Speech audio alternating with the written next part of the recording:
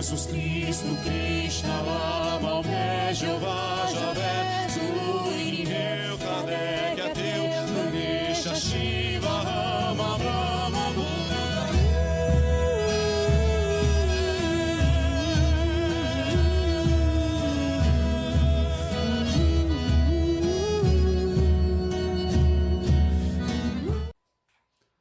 Olá.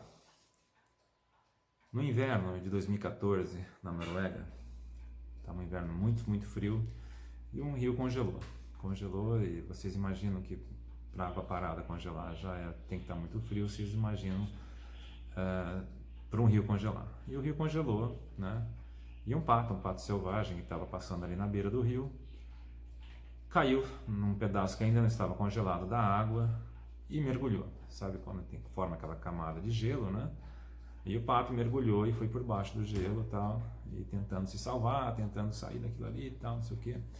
De repente ele viu um lugar que estava sem o gelo e conseguiu subir. Na hora que ele conseguiu subir, ele pôs a cabeça para fora da água, respirou, né? Só que o gelo tinha uma fenda, né? O gelo tinha uma fenda e a cabeça do pato entrou ali. E ele ficou ali preso com o couro, com a água levando. E ficou preso, não conseguia sair dali. E começou a gritar, ele queria ser salvo, ele queria sair dali e ser salvo. Então ele começou, né, a gritar na língua dos patos, né? Não sei se é grasnar, né? A língua do pato, eu não sei se é grasnar, como é que fala, mas ele começou a quaquar. Então ele começou a quá, quá, quá, mais alto que ele podia, né? E ficou ali quaquando, né, chamando alguém para ser salvo. Nisso, ia passando ali perto, né, um norueguês, um homem, né, norueguês chamado Lars, eu não vou lembrar nunca o sobrenome dele, aqueles nomes mais complicados de norueguês. E ele estava passando por ali e ele escutou o quaquá do pato, né? O pato estava lá quaquando, né? E ele escutou, viu o pato lá no meio do rio, naquele frio intenso, no inverno da Noruega. Ele tirou toda a sua roupa, ficou só de roupa de baixo, só de cueca, e mergulhou no lugar no rio, né, para sair lá no meio. E enfrentou, né, aquela correnteza por baixo, conseguiu sair e conseguiu salvar o pato, né? Agora vocês imaginem, né, um frio daquele, o cara ficar de cueca, né? O cara daquele jeito ficar de cueca e ainda salvar o pato, né? Conseguiu tirar o pato de lá, porque o pato estava lá quaquando muito alto e ele escutou. Pessoal, nós não somos patos, né? E Deus não é um homem norueguês, Deus é muito mais do que um homem, né? Então, se a gente quaquar com coração, com vontade, a gente vai ser salvo. Não adianta só achar que vai ser salvo. Todo cristão, quem é cristão sabe que Jesus sempre falou da salvação das almas. E eu comparei essa história com a gente, porque a gente tem que querer muito ser salvo, sabe? Você tem que realmente desejar de coração. O pato naquela hora, ele não pensava no bichinho que ele ia comer no dia seguinte, ele não pensava na água que ele podia tomar, ele não pensava no conforto do ninho dele, ou do recanto dele, ele só pensava em ser salvo. Ele deixou todas as outras coisas para trás para pensar em ser salvo, para quaquar o mais alto possível, ou da maneira mais eficiente possível, para que ele fosse salvo, que ele chegasse ali e fosse salvo. Claro que ele estava em desespero, é óbvio, né? Mas essa história é uma história real, vocês podem procurar na internet, vocês vão achar. Bom, Jesus, depois que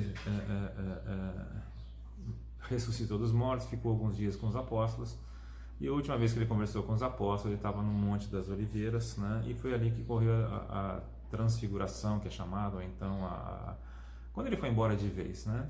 Os apóstolos desceram dos montes e foram para Jerusalém, né?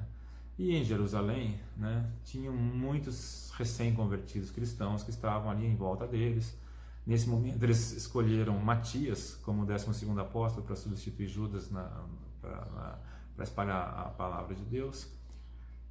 E logo após que eles fizeram isso, eles começaram a falar em línguas, né? O que é esse falar em línguas? O que aconteceu ali?